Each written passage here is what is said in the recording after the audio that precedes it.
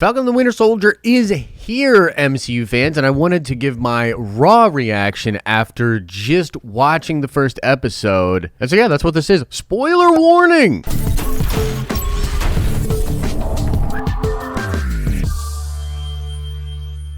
What's up, everybody? It's Josh. Welcome back to the channel. Smash that like button, and you're definitely going to go check out the live streaming channel tomorrow, Saturday, March 20th. We're doing a very special edition of our afternoon streams, which is a stream we do on Saturdays. Al Schuler, Lavis Blackman, and myself are going to sit down and do a roundtable discussion about Falcon and the Winter Soldier Episode 1. We're talking spoilers. We're talking all of the crazy trauma type things that are being brought up in the episode. I think it's going to be a very cool live stream. Make sure you check it out if you can. All right, so I kind of wanted to just ramble in this video, a little bit of a different video than like a normal breakdown. Don't get me wrong, I'm super pumped to be getting into all the stuff with like Flag Smasher, New World Order, the possibility of Thunderbolts, what's going on with the government, and all these really cool things that are going on in the MCU that are happening in Falcon and the Winter Soldier. But I think this episode was frankly full of a ton of trauma and just really deep layered character moments that frankly I think it's gonna throw some people off. Like, I think that the show, while having incredible action sequences, starting off with one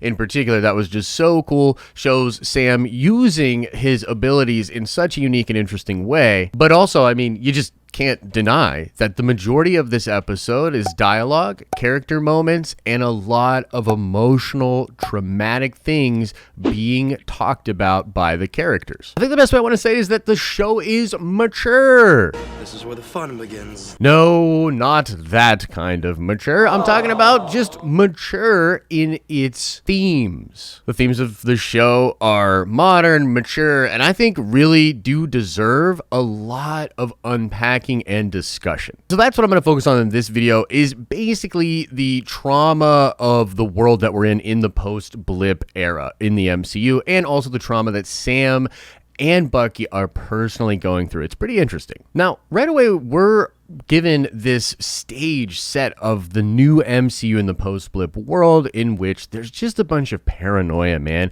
Like, everything is shaky, and there's this unease throughout all of the scenes that happen in the episode. We're almost immediately introduced to the concept of Flag Smasher, a new group that is a really important group that everybody needs to be paying attention to, apparently. Interestingly enough, this group thinks that the world was a better place during the Blip, and they believe in a world without borders and all of this openness, and yet they are probably, and I mean, come on, definitely at least a little bit nefarious. Or are they? And I think the phrase that I keep hearing over and over again is this idea of New World Order. It seems like what is being explained to the audience about this paranoid state that the planet is in is that we are looking for order out of this chaos, and there are all kinds of different people that are trying to consolidate power and establish that order. Now, I think the main thing with the show being the concept of the shield, the idea of the legacy of Captain America as a title being passed down, it's a very important perspective, right? Because it's like, I just think it's so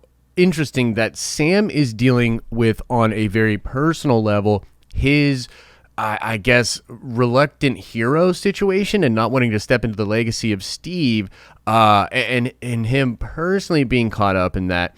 And then there's the whole situation of the world and the way the world is responding to everything and the way that the world needs to move forward. And on the comic book side of things, you know, just to get it sweaty for just a little bit, this does lead to, I think, Dark Avengers and some of the things that we've been talking about. You know, I was very happy to see a lot of this stuff coming to pass in the show and sort of setting up the world to be full of machinations and power brokers and, you know, people trying to do all these shady things. It seems awesome and the perfect environment for something like Dark Avengers, for the Thunderbolts, for some of those really fun comic book things that, in the comic books happened leading up to Dark Reign that could now sort of be adopted because of the blip and the snap. But on the character-driven side, and I think just for the themes in the show, this is a very useful tool because the paranoia and weirdness of the blip sort of puts this cloud of weirdness over all of the scenes. And this tension and weirdness is a great tool for sort of diffusing real-world themes and ideas that are being explored. As an example, the scene in the bank where their loan is rejected, a scene like that on paper can run the risk of just feeling sort of paint by numbers and coming across as like rich white man bad, denying bank loan to good black family. But the fact that the blip has thrown the world into chaos sort of gives this weird banker character an out with the audience. But the beauty of the scene is that it feels like it is exploring those ideas in a truly fictional sense that gives the audience enough distance from those real world issues to sort of talk about how they're playing out in the show. Now, this might seem like really heady and weird, but what I'm saying is this sort of diffuses some of the tension for the audience, even though the tension for the characters and the tension behind the topics being discussed is immense. And you can't expect everybody to like it, and that is what it is. I think for me personally here, it usually comes down to, do I feel as though it is authentic? Do I feel as though it is coming from a place that serves the story? And here's the thing that I really want to focus on. If this show is about the character of Sam Wilson and the main driving force of the plot is the character of Sam Wilson dealing with the legacy that he was handed by Steve Rogers, then of course the fact that he is a black man and deals with the issues that a black man would deal with in these situations would be a part of the story. All right, last thing before we get into the particular trauma and the things that are going on with the characters in the episode, which I find really fascinating. I'm sort of getting a tingling of my spider sense. Please do not start calling it my Peter tingle. I'm wondering if Kevin Feige's like, is he trying to in some ways create content that would be a little controversial, that would be a little bit, let's say, different than your expectations? And if that is the case, how are audiences responding to it? I guess I'm really curious about that. Okay, now let's talk about the characters. Let's begin with Bucky. This was weird, and I think it threw a lot of people off because Bucky's story is really chilling and kind of hard to follow in the sense that I personally am not actually sure if this dude is okay. He seems to be put together enough that he understands the arrangement with the therapist. He knows he has to play ball. He understands the power that she has with that notepad, which is really interesting. But he's also clearly lying to her and doing things that are absolutely crazy. But also, it would appear in some ways he is trying to process the trauma by crossing names off of that book,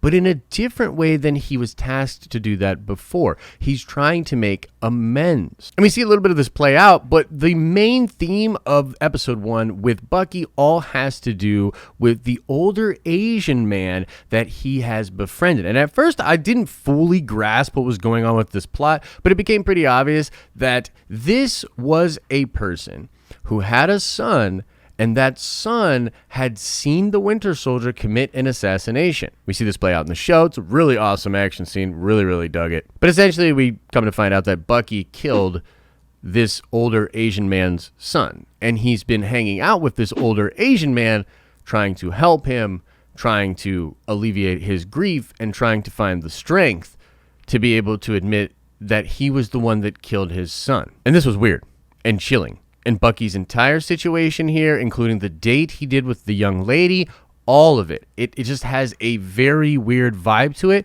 I love it. I appreciate it. It feels authentic, but I think it is a little off. And I actually have some theories on this. I think Bucky could go dark by the end of this show, and it's interesting because we could maybe see a scenario in which he goes dark, and we as the audience kind of even understand why he goes dark, right? Again, this whole place that we're at with the MCU is so wild right now. I'm really interested in where these characters go from here. But yeah, that's Bucky. Really interesting stuff. Weird. I'm interested to see how people respond to it and looking forward to seeing it explored more. Now, when it comes to Sam, this is so interesting. I'm still trying to wrap my head fully around what they're trying to set up with Sam. I think if I'm being honest, the biggest thing with the episode for Sam, again, has to do with the fact that he personally is viewing things through a lens that have to do more with his personal feelings about things, and the world is moving on,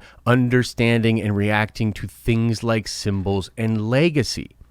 We sort of even see Sam attempt to explain this in the speech he gives when giving the shield back. In some ways, Sam is literally trying to tell everybody why he didn't accept the mantle of Captain America and why he doesn't think anybody should. And then in a very cool scene between him and Rhodey is asking him and just, is at this place where he's like, man, why didn't you do it? And it's funny because I'm sure in these moments, Sam feels like he is completely in the right. And Rhodey knows for sure he is dead wrong. I think Rhodey fully understands what is going on, but he also loves Sam, and he's not going to push him into doing something he's not willing and ready to do. And this comes all the way back at the end of the episode in what is clearly delivered to the audience as what is meant to sting Sam the most. And that is that the government denied his wishes, is going to bring the Captain America thing back, and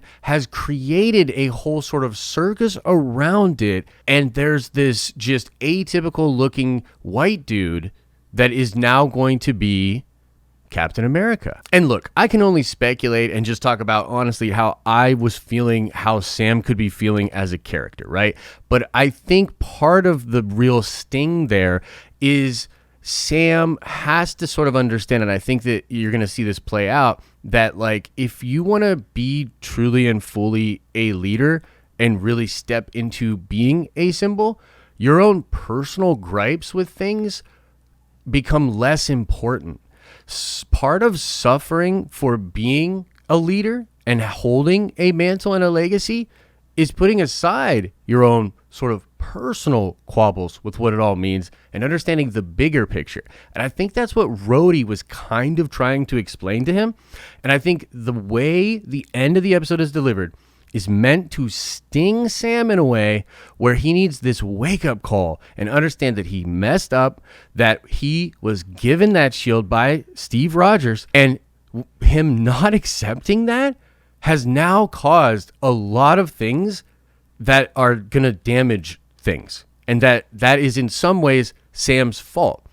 A sin of omission, not stepping up to the plate. There's also a lot of cool stuff with that character and his family and him sort of being gone, coming back, seeing his family having grown up, wanting to provide, wanting to be a hero to them, wanting to save them, and then coming up against the very harsh reality that he is kind of out of touch to the actual problems that they have been dealing with and the way by which they've been able to survive and maintain. And the tension between him and his sister, I thought was really well done. It just explains so much about the dynamic of family, what is going on in Sam's head, how his sister is feeling about it, but not wanting to like just throw Sam under the bus, and how that whole dance that they are doing leads to sort of a blow up fight in which we get sort of their raw feelings. Again, I was here for it. I thought all of it was really cool, but it is really emotional and trauma-centric. So again, some people might not like it. I personally did. I would love to know what you thought about the episode in the comment section. I just wanted to sort of give my raw reaction to sort of the more nuanced emotional points that were covered in the episode. We're going to do breakdowns. We're going to be talking about all the juicy MCU stuff, but we had to talk about this aspect of the show as well. So let us know what you thought about it in the comment section below. And as I always say, I hope you're having an awesome and a nerdy day, and I'll see you in the next video.